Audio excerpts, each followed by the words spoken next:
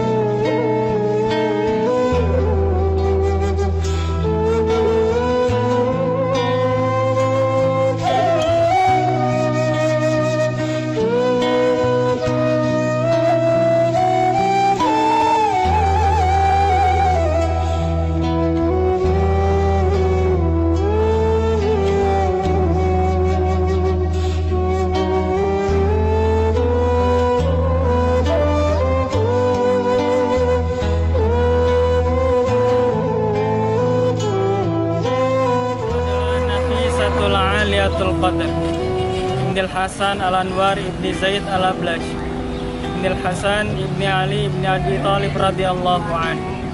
Beliau lahir di Makkah pada tahun 145 Hijrah, yang mana 5 tahun setelah itu lahirlah seorang imam mujtahid, Imam Syafi'i radhiyallahu anhu. Beliau besar di Madinah dan di sanalah beliau lebih aktif lagi dalam beribadah kepada Allah Subhanahu wa taala. Beliau dikenal sebagai ahli ibadah dan juga dikenal dalam keilmuan beliau. Hari-hari beliau selalu diisi dengan beribadah kepada Allah Subhanahu wa taala di makam kakek beliau Rasulullah sallallahu alaihi wasallam di Raudhah Asy-Syarifah. Beliau dijuluki dengan Ibnatul Amir wa Zaujatul Amir, yang mana ayah beliau Al-Hasan Al-Anwar merupakan seorang gubernur yang dilantik oleh seorang Khalifah Abbasiyah pada waktu itu, Abu Ja'far Al-Mansur, menjadi gubernur Madinah. Beliau juga dikenal dengan Zaujatul Amir karena suami beliau Ishaq Al-Mu'taman, yang juga merupakan keturunan silsilah dari Rasulullah sallallahu alaihi wasallam melalui Sayyidina Husain radhiyallahu anhu, juga merupakan gubernur yang dilantik di Madinah. Ada kisah yang menarik mengenai kisah perkawinan antara Sayyidina Nafisah dengan juga Ishaq Al-Mu'taman. Sayyidina Nafisah, banyak sekali orang-orang yang datang ingin melamar beliau. Akan tapi semua laki-laki yang datang untuk melamar ditolak.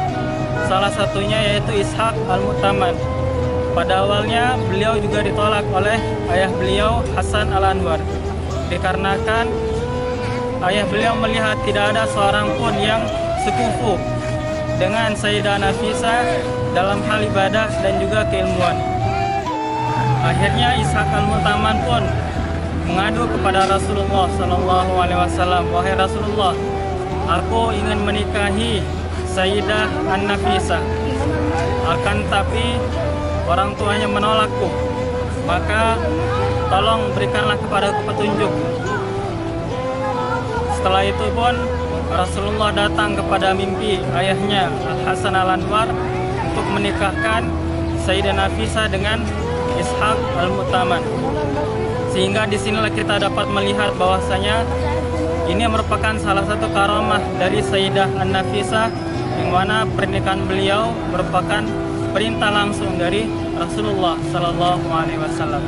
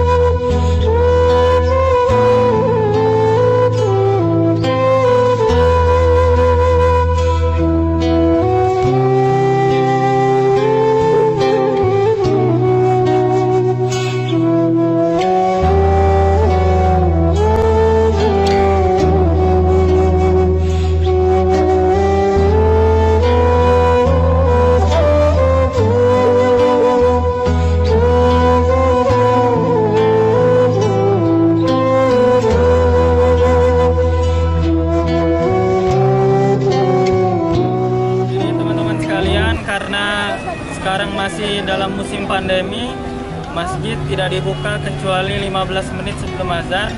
Dan sekarang alhamdulillah hari ini bertepatan dengan hari Jumat, kita akan salat Jumat di Masjid Sayyidah Nafisah dan kita akan melihat-lihat dalam masjidnya. Silakan.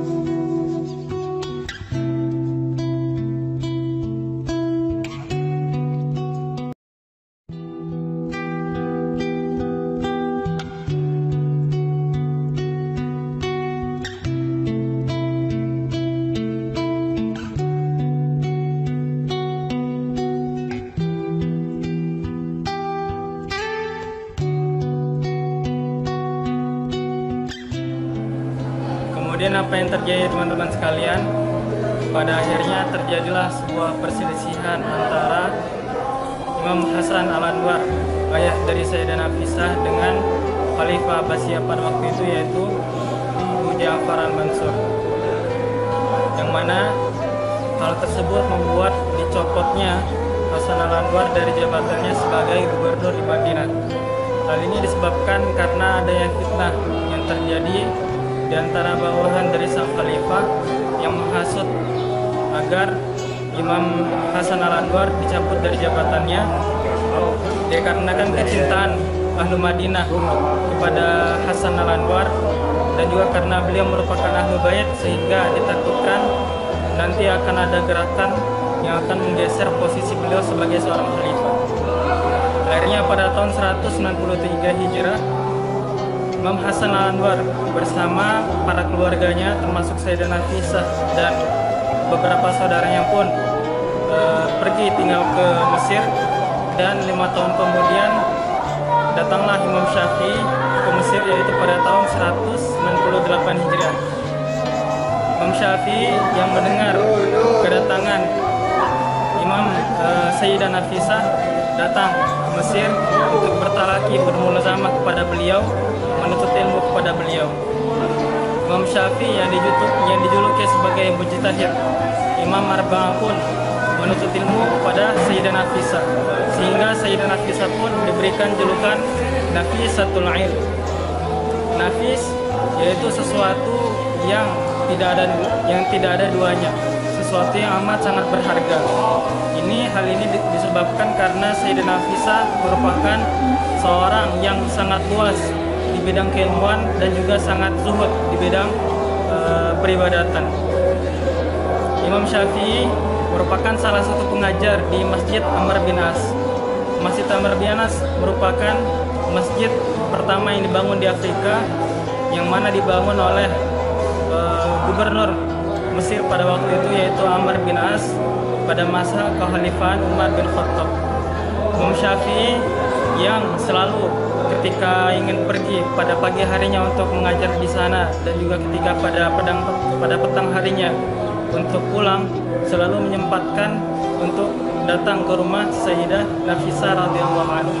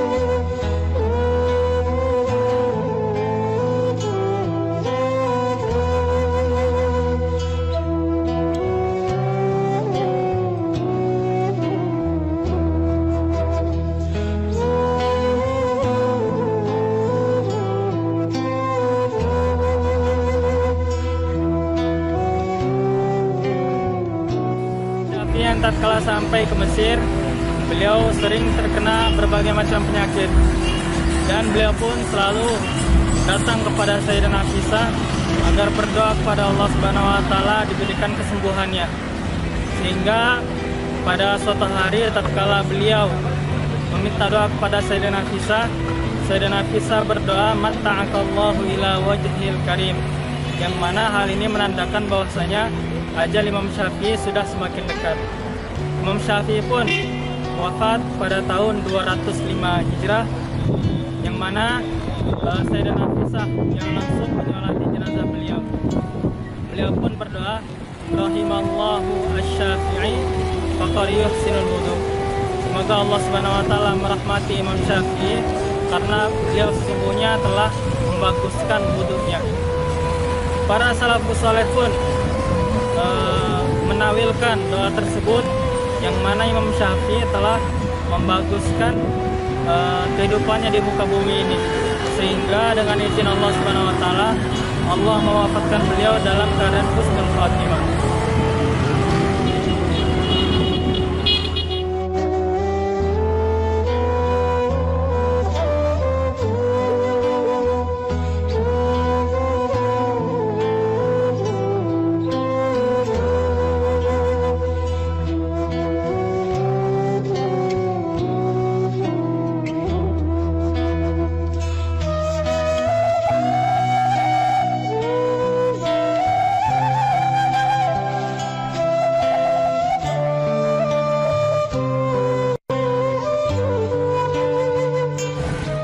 Diberikan julukan mustajabatud doa, atau orang-orang yang doanya dikabulkan oleh Allah Subhanahu wa taala. Pernah suatu ketika seorang pembesar dari kaum Yahudi datang kepada beliau meminta doa agar anaknya diberikan kesembuhan. Anaknya tersebut menderita penyakit lumpuh. Sayyidina Nafisah pun berwudu, dan dengan air wudunya berkat izin Allah Subhanahu wa taala sang anak tersebut pun bisa kembali berjalan seperti sedia kala. Dan ini merupakan salah satu karomah dari Sayyidina Nafisah. Maka dengan sebab wasilah beliau, banyak dari kaum Yahudi yang beriman, yang masuk Islam pada waktu itu. Penduduk Mesir yang mendengarkan kabar tersebut akhirnya datang berbondong-bondong kepada Sayyidina Nafisah agar dikabulkan, agar mereka dapat berdoa dikabulkan oleh Allah Subhanahu wa taala atas hajat mereka di muka bumi ini. Sayyidina Nafisah yang pada awalnya itu menerima mereka sebagai tamu, akan tapi lama kelamaan beliau pun merasa bahwasanya kedatangan orang-orang ahli Mesir yang meminta agar doa mereka dijabah oleh Allah Subhanahu wa taala pun berpikir bahwasanya kedatangan mereka menyibukkan beliau daripada beribadah, bermunajat kepada Allah Subhanahu wa taala. Sehingga beliau pun memutuskan untuk kembali pulang ke Madinah. Akan tapi beliau pun didatangi oleh Rasulullah sallallahu alaihi wasallam dalam mimpinya. Ya Nafisah, ibqi fi Masr, fa innaki tamutina hunak. Wahai Nafisah, tinggallah engkau di Mesir karena sesungguhnya engkau akan wafat di sana. Sayyidina Nafisah pun akhirnya tinggal di Mesir sampai beliau wafat. Dan beliau memberikan kesepakatan kepada wali Mesir pada waktu itu agar 2 hari dalam seminggu itu orang-orang datang kepada beliau untuk datang meminta agar doa mereka dijabah oleh Allah Subhanahu wa taala, dan hari-hari lainnya pun beliau bermunajat kembali beribadah kepada Allah Subhanahu wa taala. Tatkala beliau merasakan ajal beliau semakin dekat, beliau pun menggali kuburan di rumahnya yang pada waktu itu merupakan masjid pada saat ini. Beliau menggali kuburan tersebut dengan tangan beliau sendiri, dan di sanalah beliau banyak beribadah, banyak menghatapkan Al-Quran. Sampai pada akhirnya sang suami pun Ishaq Al-Mu'taman, tatkala Sayyidina Nafisah wafat pada tahun 208 Hijrah, ingin membawa beliau ke Madinah, membawa pulang beliau agar dimakamkan di Madinah. Akan tapi lagi-lagi Rasulullah datang kepada mimpi Ishaq Al-Mu'taman, suami dari Sayyidina Nafisah, agar membiarkan Sayyidina Nafisah diwafatkan di Mesir di Ardi Kinanah.